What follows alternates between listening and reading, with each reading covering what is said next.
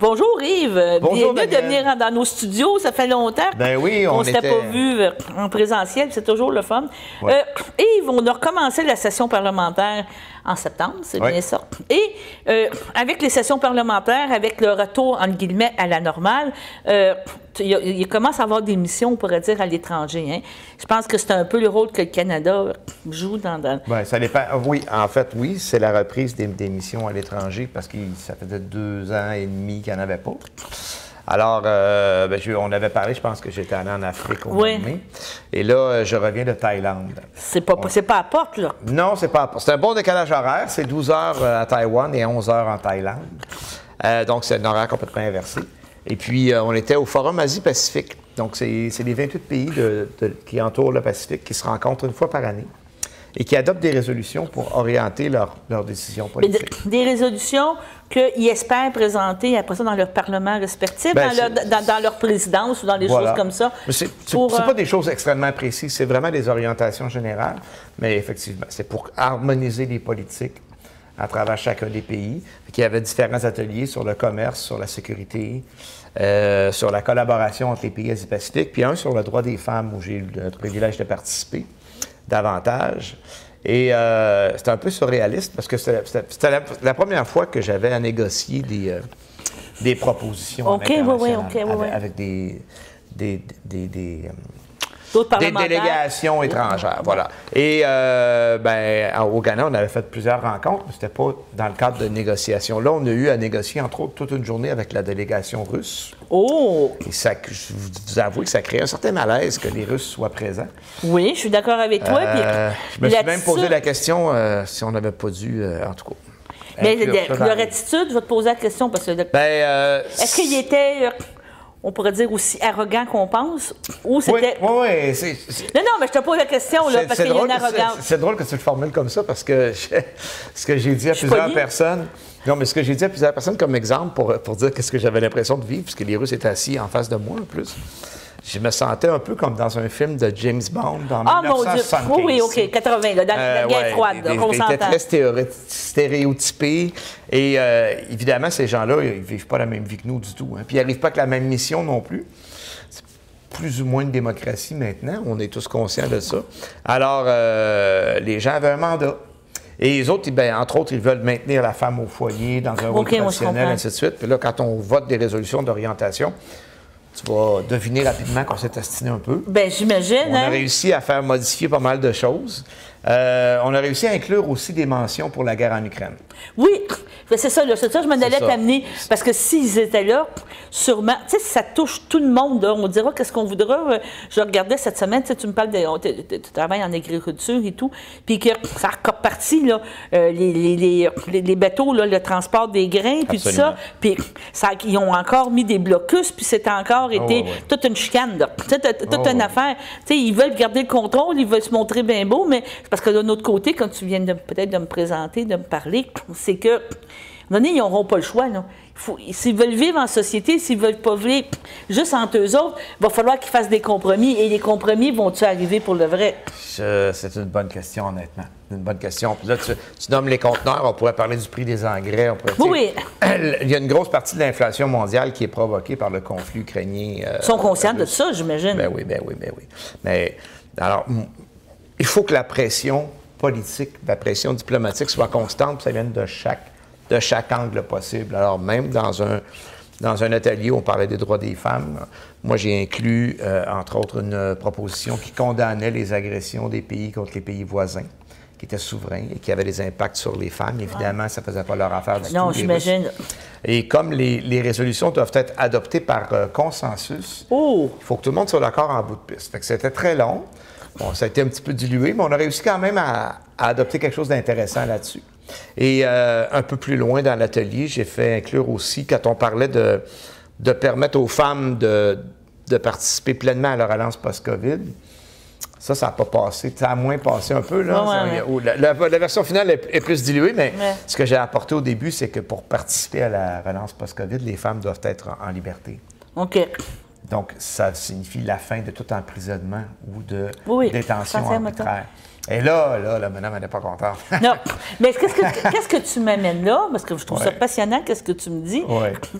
Ces propositions-là qui sont amenées par toi ou par d'autres pays, là, on comprend que tu n'es pas tout seul. Est-ce que c'est Tu dis que je n'étais pas tout seul? Les autres pays... j'ai eu ce retour-là des autres ateliers aussi dans lesquels je n'étais pas, des autres délégués. Là. Ce qu'on a sorti, c'était vraiment la délégation canadienne qui amenait les propositions sur l'Ukraine. Qui lidait? Là-dessus. Parce que les autres ne l'amenaient pas. Mais à partir du moment où nous, on le mettait sur la table, là, on avait l'appui. On avait l'appui de l'Australie, du Japon, entre autres. Bien, moi, la question que j'ai, ces propositions-là, les choses que tu apportes, ça a été discuté en comité ici à Ottawa. Tu n'arrives pas, tu sais, je veux dire, c'est pas, vas-tu me dire, c'est Yves Perron que tu étais sur la table, puis dis-moi aujourd'hui. L'objectif de la mission, c'était vraiment de prouver que on est présent dans la région Asie-Pacifique. On sait que c'est une région qui a un très fort potentiel de développement. C'est une grosse partie de la population mondiale. Il y a plusieurs de ces pays-là qui sont en pleine phase de développement, là, qui ont du retard au niveau des droits de la personne, des droits de la femme, et ainsi de suite. Donc, il faut qu'on soit présent. L'idée de la délégation, c'était d'être présent là. Puis, évidemment, à chaque fois qu'on pouvait, c'était envoyer le message aux Russes que la régression sur l'Ukraine, ça passe pas. T'sais. OK, je comprends. Puis, il faut qu'ils arrêtent. Donc, oui, voilà. C'est bien intéressant. Non, sûrement que ce que tu me racontes, c'est passionnant. Et je vais t'amener un autre point, parce qu'on va parler de ça. Il y avait la présence de la Chine, j'imagine, aussi. Absolument. Eux autres aussi, ça doit être quelque chose, parce que je lisais justement à Taipei, Taïwan, ou je sais pas, qu'ils ont... confinés dans les usines de tout à cause de leur politique zéro COVID. Puis c'est pour ça qu'on va avoir la COP 15 la semaine prochaine, dans 2 semaines à Montréal, dans 3 semaines à Montréal.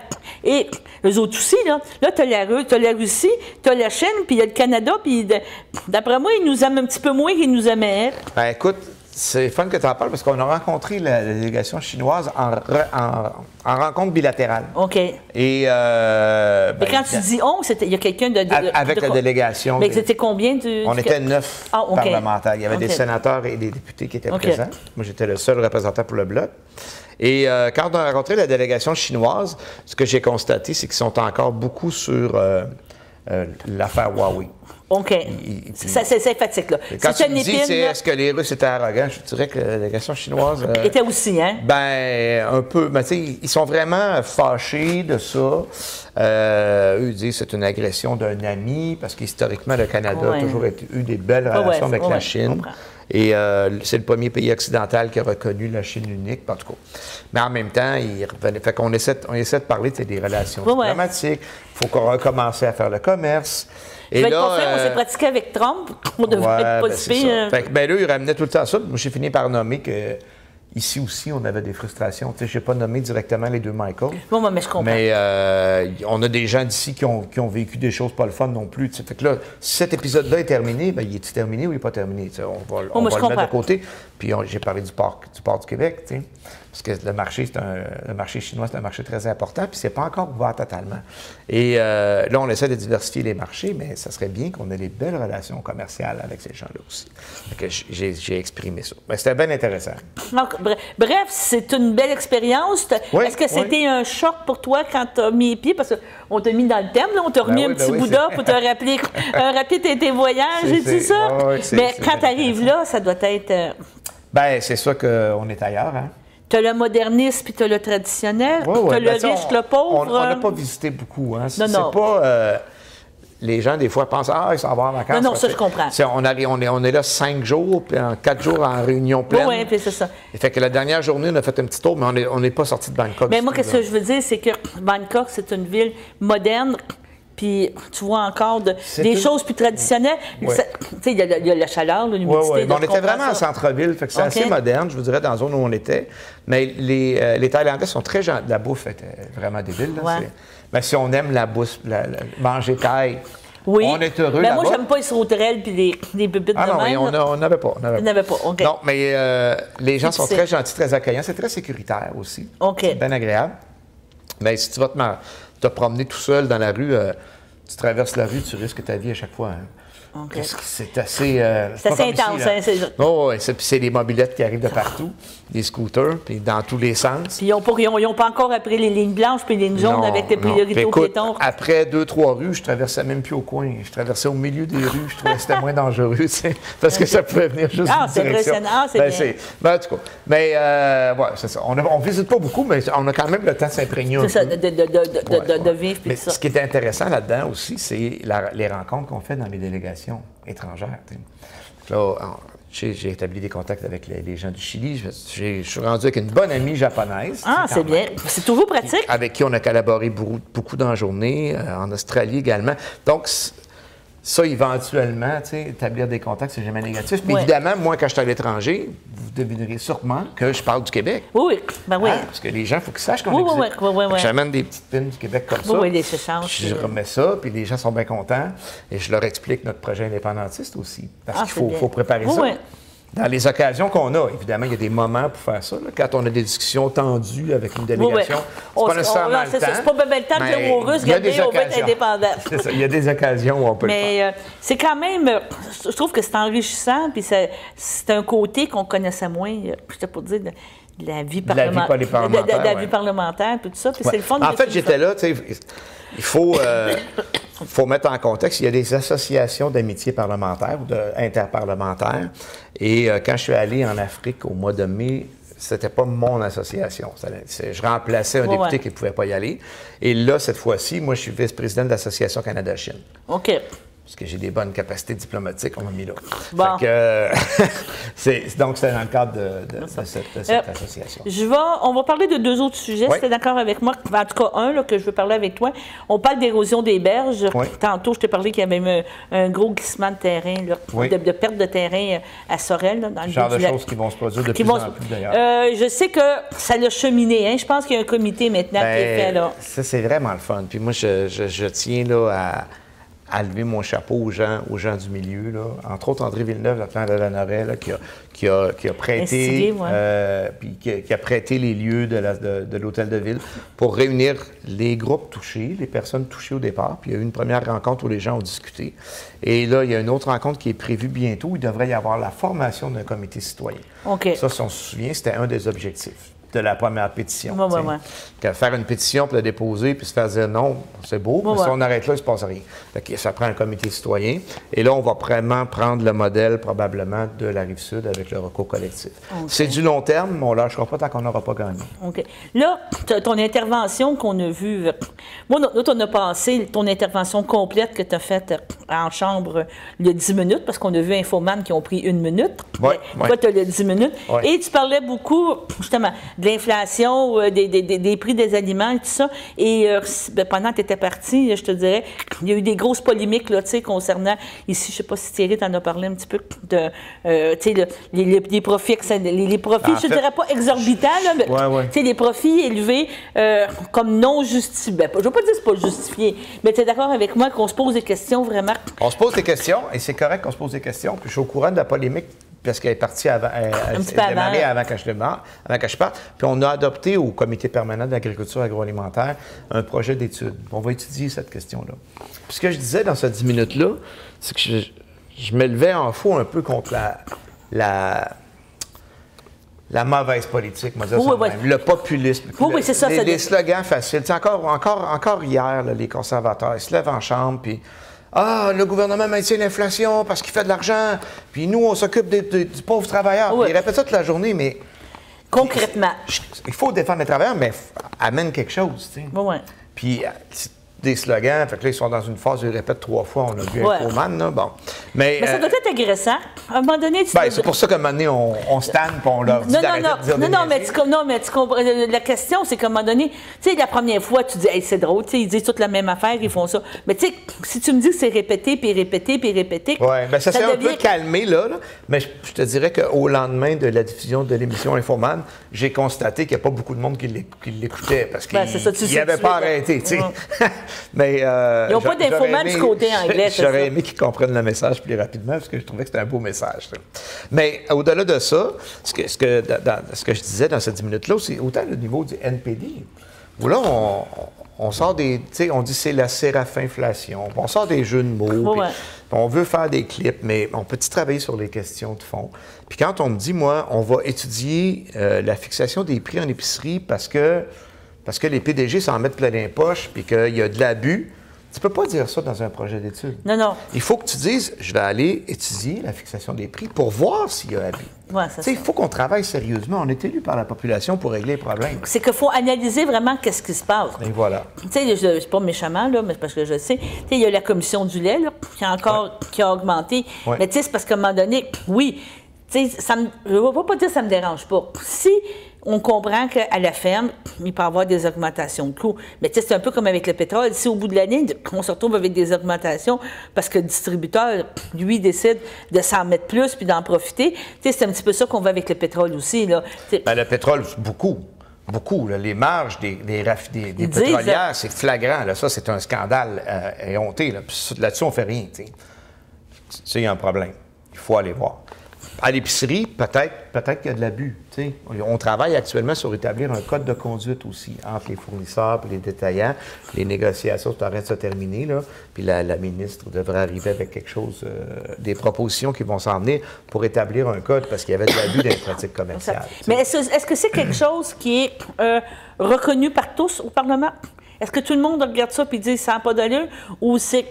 Bien, avant de dire que ça n'a pas d'allure, pour non, les prix. Je veux dire, mettons, pour les prix de l'essence, là. C'est évident.